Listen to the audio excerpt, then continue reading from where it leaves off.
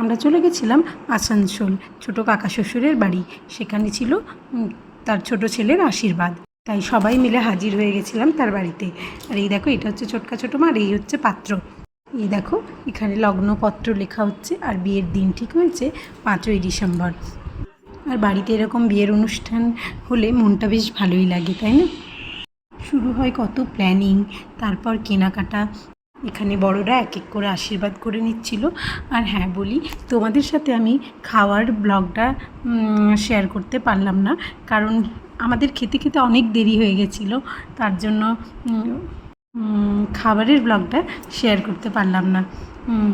যাই হোক, খাবার দাবারগুলো ভীষণ সুন্দর ছিল। এই আশীর্বাদ পর্ব শেষ করে আমরা খেতে চলে গেছিলাম, খেয়ে দিয়ে ফিরে গেছিলাম বাড়ি। তো আমার ব্লগগুলো কেমন লাগে তোমরা অবশ্যই জানিও। এখন টাটা।